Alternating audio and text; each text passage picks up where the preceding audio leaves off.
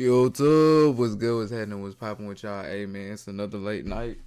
What time it is? Where my phone at, bro? Hold on, actually I need to find my phone first, cuz.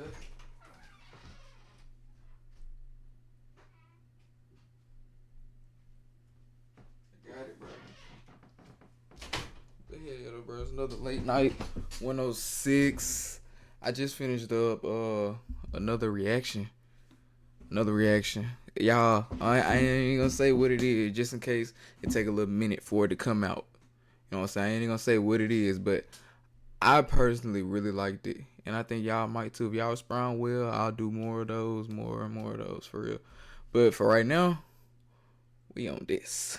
You feel me? I'll tell you what we're gonna do today more than anything else. Get what you need to enjoy this motherfucking video.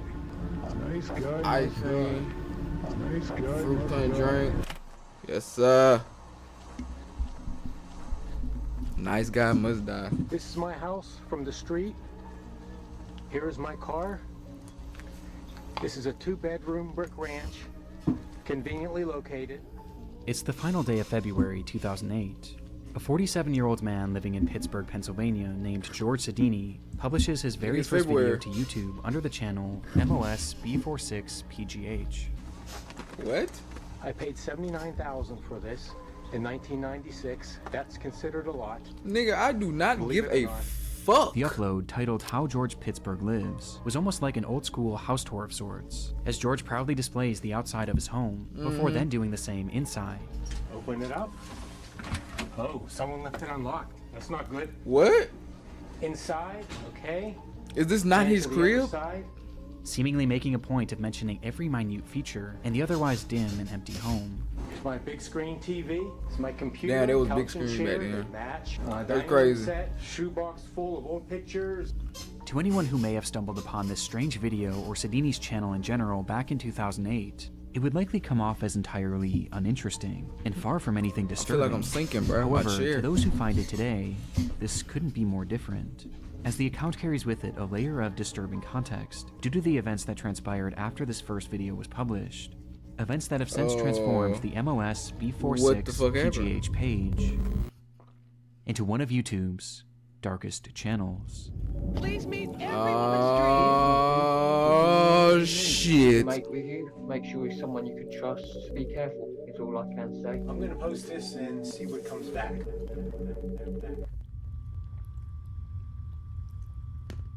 Seven what?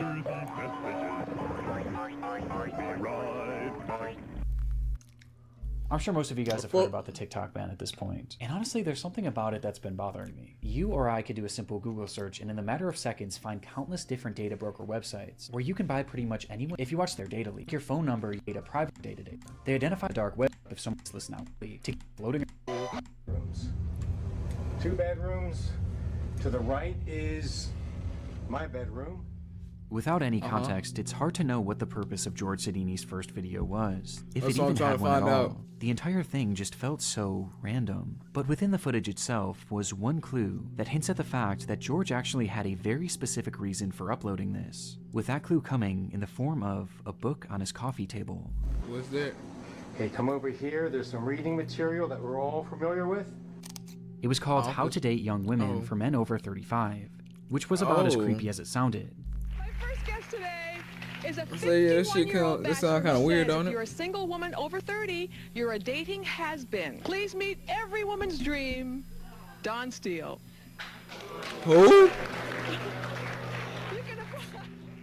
Its author, Don Steele, had made a living as a dating counselor and life coach, creating various books and programs that were geared towards socially awkward men, exploiting them with the promise that someday they'll be able to get the younger girl of their dreams. Oh, even hell after no. they reached middle adulthood, and all that they had to do was pay for his course, pay for the book, and dedicate themselves to becoming more desirable. No, he was cranking niggas. He was cranking them. He was cranking them, bro. And George Sedini was the perfect target. Despite having a successful career as a systems analyst at a law firm, he struggled to maintain any relationships with the women that he met. So where we going with this, It had been well bro? over a decade since he last had a girlfriend, and despite desperately wanting one, Damn. George just seemed to lack the ability to connect with women on any level, How old is even nigga as is just at this friends. point? And as his isolation began to grow, His desperation. So too did his obsession with finding a girlfriend. Ooh. George had nearly given up these pursuits too, until he was introduced to Don Steele's course, viewing the program as his last real shot at human connection, obsessively reading the book This to the nigga point finna that do he was some supposedly able crazy to recite shit. passages by memory alone. On top of this, he would Nah, also you read attend this shit way too many times, gang. Nah, cuz on some other shit for real. many of this supposed guru's in-person seminars, with some of his visits even being captured on camera and later posted onto Don Steele's YouTube channel.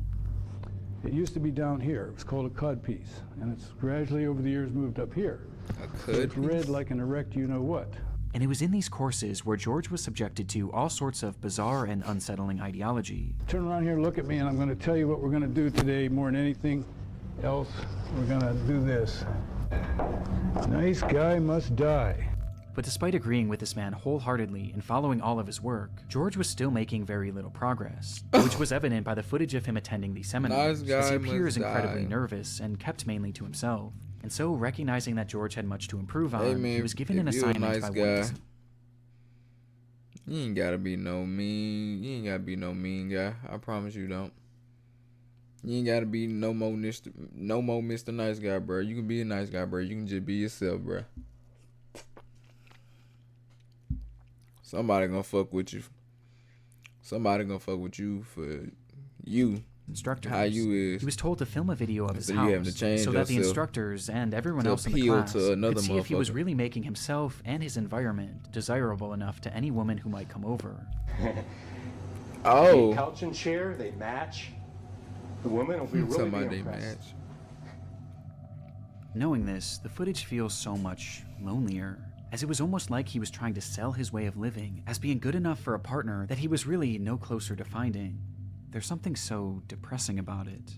And this wasn't his only video. Man, they supposed to be the motherfucking darkest channels, bro. This nigga sound like a It's easy for me sad, to lonely, hide middle-aged my man. emotions for one more day. Take a long drive in the car, listen to some music, daydream, or just do some mundane task. This nigga is giving himself a fucking dating audition right now.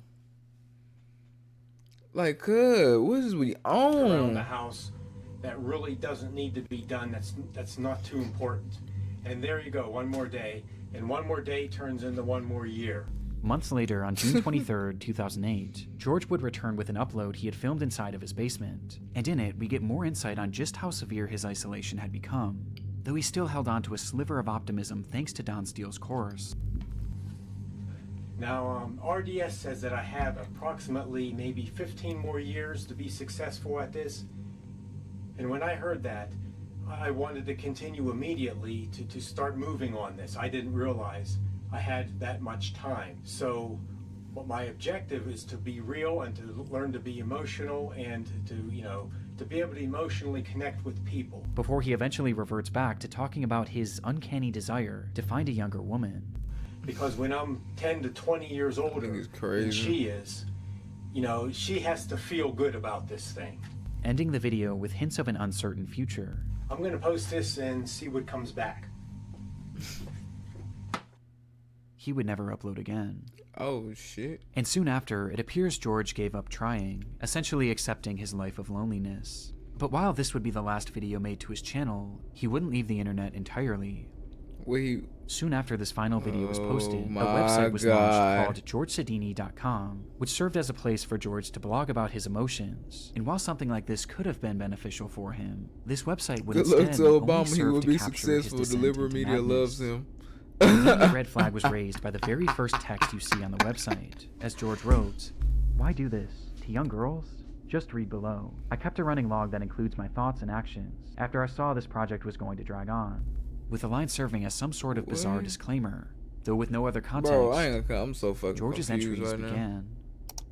December 22nd, 2008. Time is moving along. Plan to have this done already. I will just keep a running log here as time passes. Many of the young girls here look so beautiful as to not be human. Very edible. After joining this gym, started lifting weights and like it. This early post encapsulates what this blog would be focused on. Young women he would see throughout the day, his time at the gym, and his plan. You see what I'm talking about, bro? Ladies, this is what I be saying, bro. This is what I be talking about. This is what I be trying to get y'all females, y'all girls to understand It is niggas like this everywhere in the world. Niggas like this, and niggas are predators. Niggas are predators, bruh. And it's crazy. It's crazy. Y'all gotta be safe. Please be safe. This plan was never expressly stated on the website, but it was something he obsessed over, mentioning it in every single one of his posts and dubbing it the exit plan, even going as far as to provide a date and time for it, January 6th, 2009 at 8:15 p.m. Before this day would come, however, he would provide further insight into just how lonely he was. Moving into Christmas again, last Christmas with Pam was in 1983. Who knows Oh, why? damn. Oh, that just hit me in the chest. I feel for you, my brother. Weird. Can't No co-sign sex you, since though. January 1990 either. I was 29. Ooh. No shit. Over 18 years ago. I actually look good. I dress good. I'm clean shaven, bathed, touch of cologne. Yet 30 million women reject me. Over an 18 or 25 year period. That's how I see it. 30 million is my rough guesstimate of how many Nigga desirable ain't single fucked in women there 18 are. years. With several other posts of the same nature, the day eventually came for his big exit plan, January 6th, with George writing one message that afternoon. I can do this. This log is not detailed. It is only for confidence to do this. The future holds even less than what I have today. It is 6:40 p.m., about an hour and a half to go. God have mercy. I wish life could have been better for all, and the crazy world can somehow run smoother. I wish I had answers. Bye. Despite this appearing to be his final post, George Sidini wasn't quite finished, as he What would is he come back finna only do? hours later, writing simply, "It's 8:45 p.m. I chickened out. Shit. I brought the loaded guns, everything." What? Whatever George You Sidini finna had been planning off that day, himself? it was clear that his exit plan was something incredibly disturbing. And based on his use of guns, plural, it was likely not just an exit plan for himself. But thankfully, he didn't go through with it. In fact, he seemed to have dropped the plan entirely, What was as he months finna would go do? by without any update to his blog. Though this wouldn't last, as in April of 2009, he began posting yet again, with these entries being even more disturbing. July 23rd, 2009. Wow, I just looked out my front window and saw a beautiful college-age girl leave Bob's house across the street. I guess he got a good lay today. College girls are hoes. I masturbate frequently. He is about 45 years old. She was long-haired, hot little hottie with a beautiful bod. I masturbate frequently. Oh shit! The strangest this part is of this weird. entire website was, according to those he worked with and the neighbors, they all thought George was normal. A little off, sure, but it appeared that these disturbing thoughts and plans were kept solely in his blog, and solely in his mind. But on July 28th, 2009, this would all change. George had boarded a Not Port for the Authority better. bus that day and took a seat, carrying with him some sort of duffel bag, and as the ride commenced, he unzipped the bag and began to fiddle with something inside of it. An anonymous man sitting next to him noticed this, and curiously leaned over to see what he was doing. In George Sidini's hand was what appeared to be a grenade. Oh my god! A grenade is crazy as fuck. Cuz I thought she was finna say a pistol or some shit like that. Like a bruh. This motherfucker said a grenade. He was trying to end it all for everybody. Stunned passenger ran A off at the next stop and grenade? immediately alerted the police. But bizarrely, nothing actually came of this. No explosions happened that day, and upon police eventually tracking down Sidini 2 days later, he was searched, but there was no sign of this supposed grenade, and the man who had reported this incident was unable to positively identify him. And so, George was released, allowing him to continue on with his day, and to continue on with his posting. August 3rd, grenade? 2009. I took off today, Monday, and tomorrow to practice my routine and make sure it was well polished. I need to work out every detail. There is only one shot. Also, I need to be completely immersed into something before I can be successful. I haven't had a drink since Friday at about 2:30. Total effort needed. Tomorrow This is the nigga a big fucking day. psychopath. Like, look at his ability to recall shit from his memory. Now, this nigga is very meticulous. He's a meticulous, organized as a motherfucker. Precise. Last time I tried this in January, I chickened out. Let's see how this new approach works. Maybe soon I will see God and Jesus. This was the final update made to GeorgeSidini.com. And unlike his 155 previous attempt at pounds. carrying out this Little exit nigga. plan, At this 5'10". time he didn't back out. What'd he do? On August 4th, 2009, George Sidini would enter an LA Fitness in Bridgeville, Pennsylvania, and walk directly into a women's aerobics class with a duffel bag in his hand. He then dropped his bag on the floor with a loud bang before he closed the door and shut off all the lights. In a moment of darkness and confusion, one witness recalled that she felt the presence of someone who didn't belong there. Before total panic would ensue, everyone was just screaming so loud. At first, I didn't even think shots were being fired. It was so surreal. At that moment, George Sidini had brandished 2 guns from his bag and opened fire on the group of 30, all of whom were women, which was entirely the point. In that dark, cramped room, George would discharge his weapon 52 times, striking 12 different women and then himself. Of the injured, 49-year-old Elizabeth Gannon, 38-year-old Jody Billingsley, and 46-year-old Heidi Overmeyer would tragically lose their lives, while the others were left with permanent injuries. For no fucking reason either, bro, because this nigga... Because this lame-ass nigga can't get no bitches. He gonna kill 3 innocent people that ain't have shit to do with his problems. This shit sad as fuck. It wasn't hard to find a motive. George had spelled it out right there in his blog. He desired women so much that his inability to ever gain a real connection with any of them turned his infatuation into pure hatred. And this is how he wanted to make them pay. And the ironic part is that this was all so avoidable, as these plans were heavily implied on his website, which had been publicly available online for roughly an entire year. Yet no one cared enough about him to ever look. It is easy for me to hide from my emotions for one more day. Knowing what we know now, George's channel is highly disturbing, as it shows us a glimpse into a mind on the verge of completely snapping, and a last gasp attempt at achieving normalcy by a person who would go on to become a monster when he didn't get what he wanted. Just everything I need. Well, that about sums it up. Hi guys, I am with Lewis.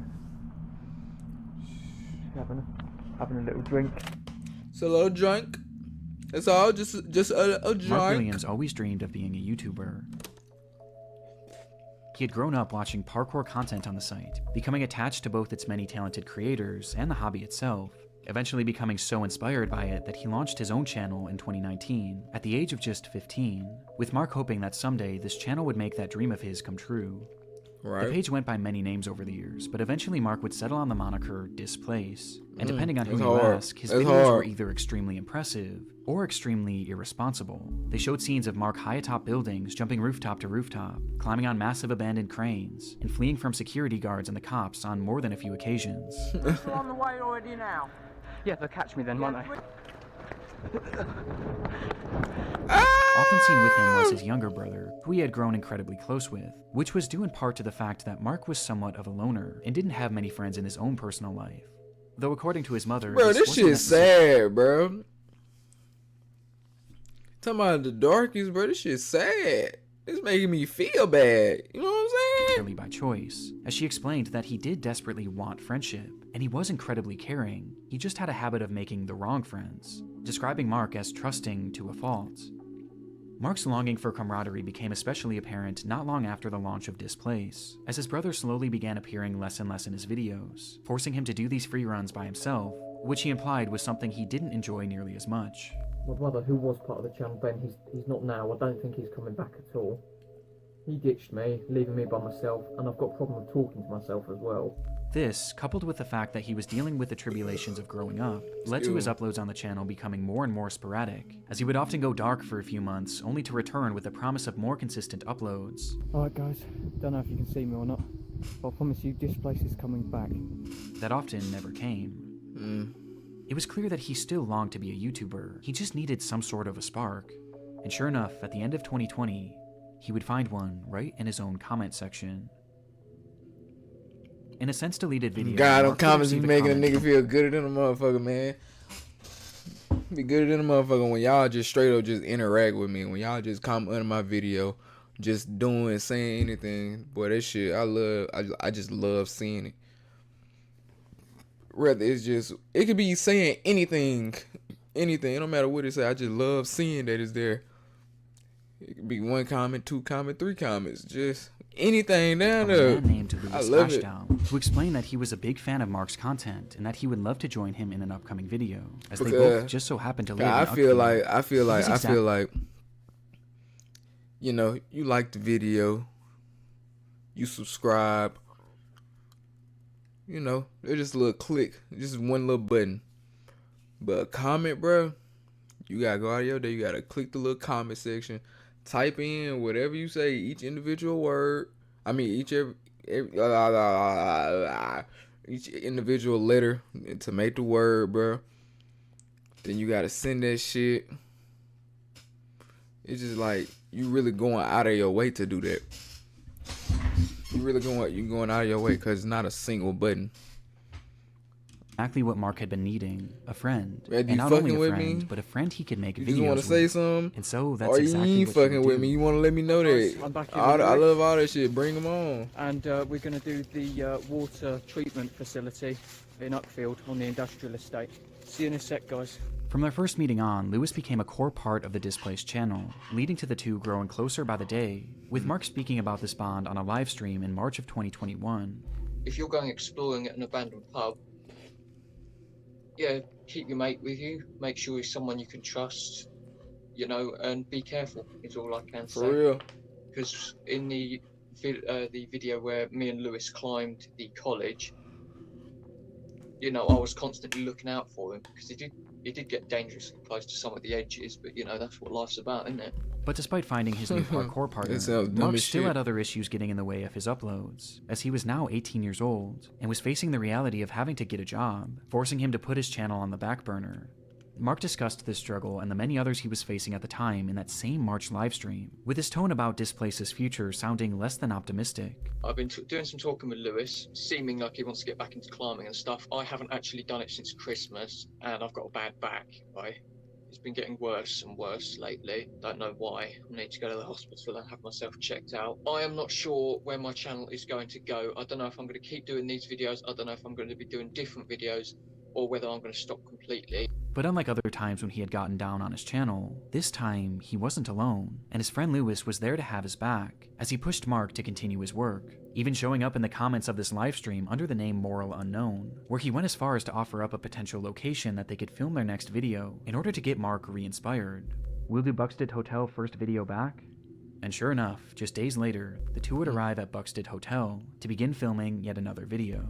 Hi guys. Respect to the friend though, bro. With Lewis. Shout out my nigga Lewis, man. Having a little drink. This would be their last on the Displaced channel.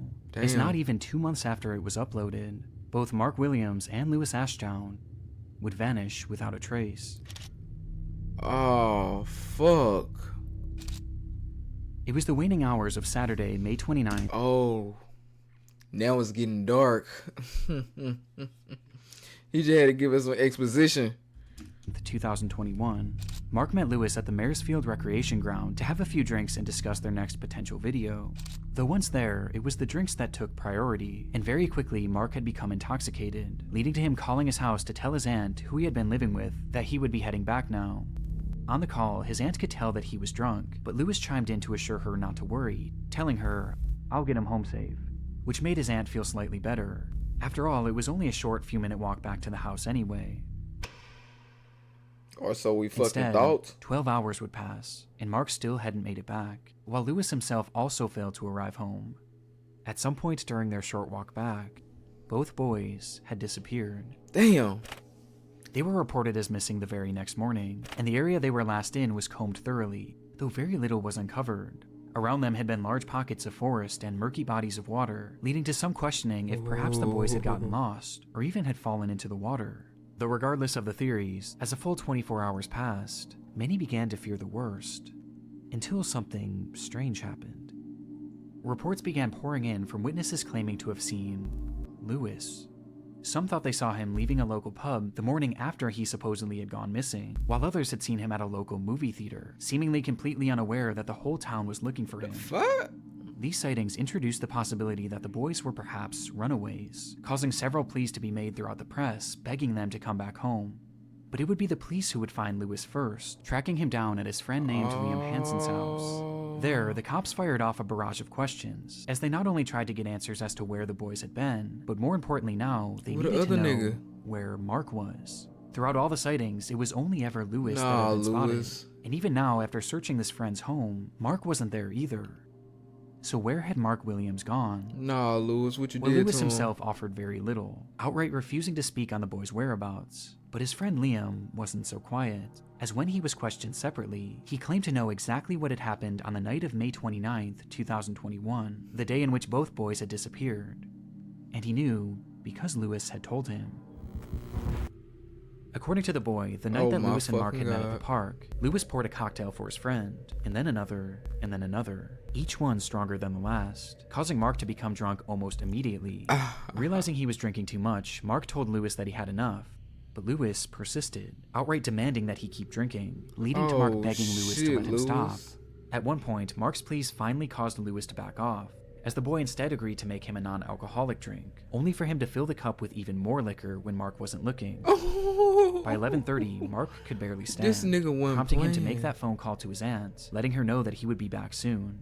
Meanwhile, Lewis had been so preoccupied with getting his friend drunk that he was still fairly sober at this point, and in his sober state, he promised Mark's aunt that he would get him home safe. Seconds after that phone call ended, Mark hunched over to vomit, which is precisely when Lewis pulled a large kitchen knife from his pocket and plunged it directly into Mark's back.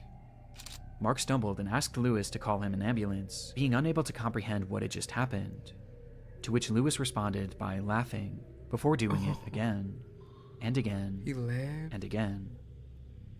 This is what Lewis had told Liam in the days after the alleged attack, but as Liam recounted the story to the police, he made it clear that this wasn't just a tall tale, as he had actually seen it for himself.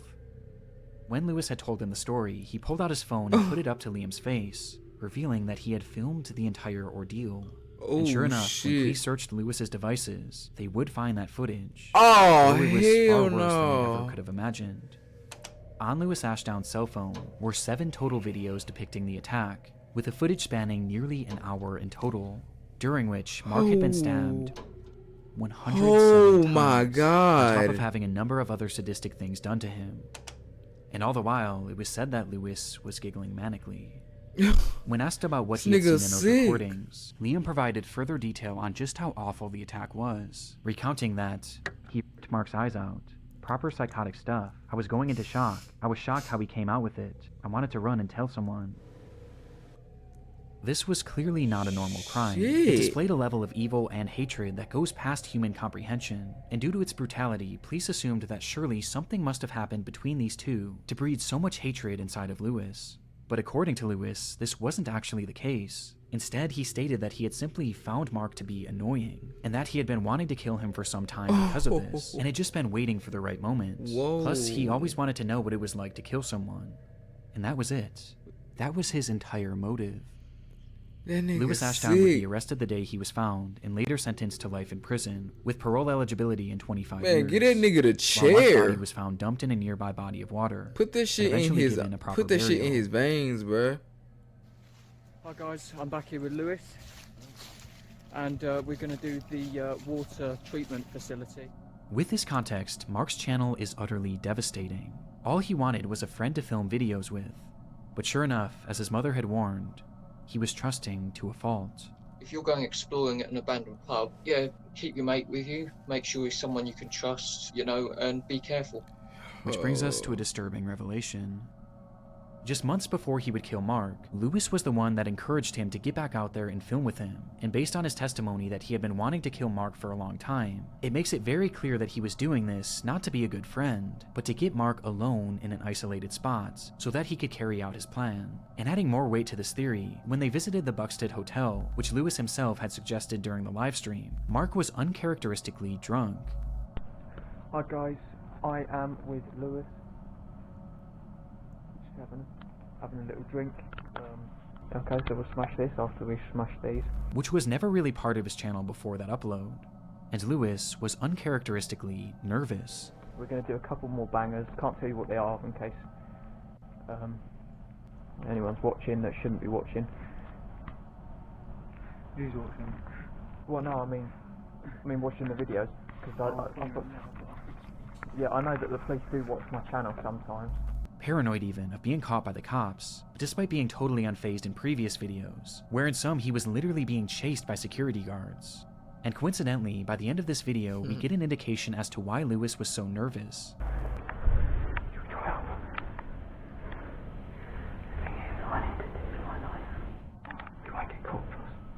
Because he had been carrying a knife. All this leads me to believe that that night, Lewis pushed Mark to film a video in an abandoned location, then got him drunk, and was going to carry through with the murder, before eventually backing out for unknown reasons. And all the while, Mark was completely unaware, never once suspecting that the man he had been filming with had secretly been plotting to kill him, and all one day along would actually go through with it. Okay, I'll wrap it up now then, guys.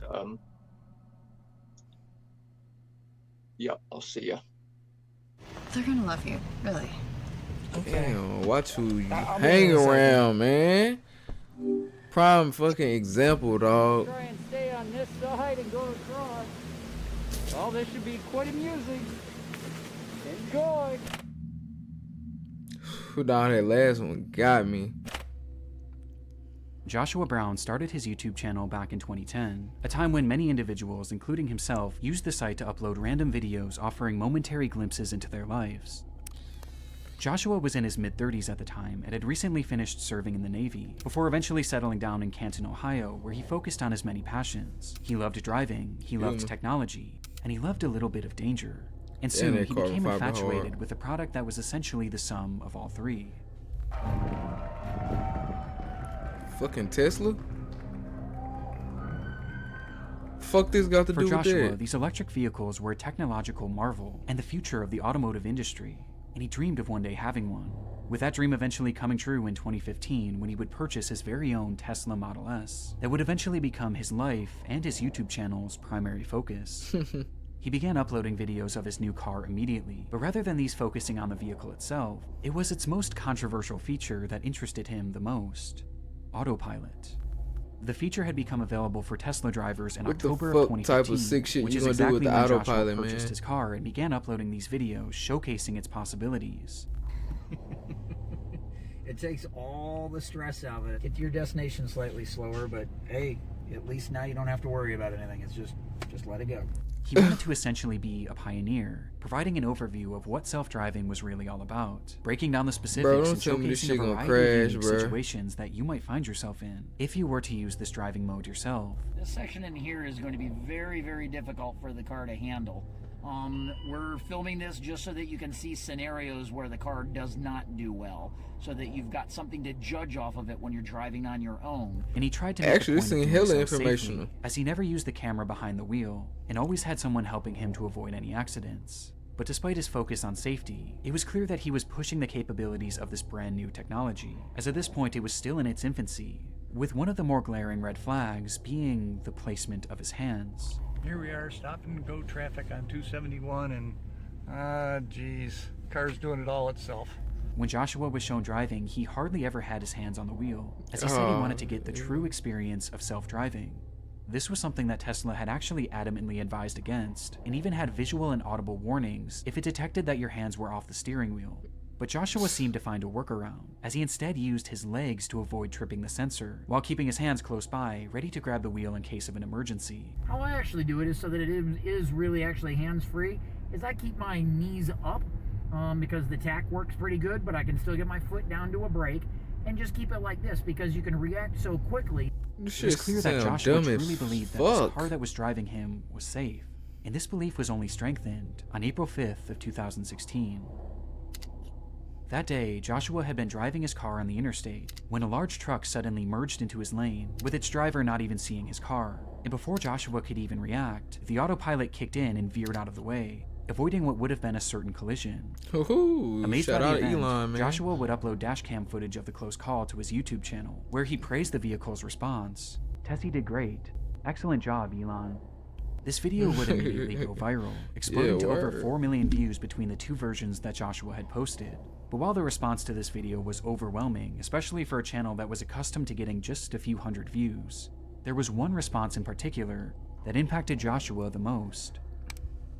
as Tesla's owner, Elon Musk, would repost the video on Twitter. Stunned Uh-huh. by the tweet, Joshua would later state, "For something to catch Elon Musk's eye, I can die and go to heaven now." He had no way of knowing that, What? but this would not be the last time that Elon Musk would tweet about him, though his next feature would be under much different circumstances. It happened just 1 month after Joshua Brown's video had gone viral. He was driving on Highway 27 on a clear sunny day at approximately 4 p.m. With open road ahead, Joshua turned on his trusted autopilot, and it stayed in autopilot mode for over half an hour, as at this point, his trust in the car was higher than ever, causing Joshua to seemingly lose focus on the road, as he was quickly coming up on an intersection where a massive 18-wheeler had been turning left, blocking Joshua's entire lane. Joshua was seemingly so unfocused that he didn't even notice it. Even stranger, the car itself didn't detect this either, despite the entire trailer being horizontal in their lane. This was due to its pure white body, as the sun was shining so brightly against it that, for whatever reason, it became invisible to the self-driving AI. And with neither Joshua nor the car registering the danger that they were in, the vehicle would strike the trailer going 74 miles per hour. There were no attempts by Joshua to even move the steering wheel, and the brakes hadn't so much as been tapped. The collision happened at full speed, and it happened so fast that the car drove straight through underneath, shearing the entire top of the vehicle off, and continuing driving full speed down the road, before it would eventually crash to a halt. When the driver of the truck rushed over to see the damage, Joshua Brown was already dead, and the truck driver could hear nothing but the sound of Harry Potter. You can own it on DVD and video. That's so fucked up. That's so fucked up. Is stronger. Harry Potter. Discovered in Joshua Brown's car was a DVD player, which many believe Joshua had used to watch Harry Potter while on that drive, thus explaining why he never reacted to the impending collision. Now, this is something that has been disputed by his family, and ultimately it doesn't seem to have been fully proven or disproven. But in the end, the fault of the accident was placed mainly on the driver of the truck, who had made that left turn, and Joshua Brown, who had failed to pay attention to the road, as it was revealed that during his 37-minute drive, he only had his hands on the wheel for just 25 total seconds. What the fuck? Joshua Brown always this wanted to be nigga part of the tripping, innovation of dog. Tesla's autopilot, and in doing so, he wrote himself into the history books as being the first person to ever perish in a self-driving accident. And while this is no doubt a tragedy, his death has led to numerous safety improvements and a better understanding of the self-driving technology that he had given his life to study.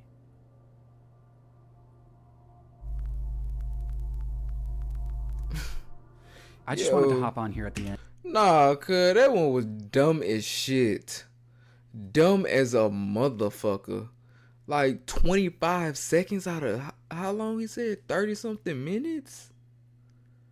Nah, Josh, your ass was tweaking. You were tweaking. The one before this was sad as fuck. Why he killed that boy like that in the first? I mean, that shit crazy, bruh. No cap. Hey, appreciate y'all tuning in. I hope I can post this. This other reaction I got that I did before this one, I really hope I can post it. But with that being said, I'm going to get at y'all in the next one.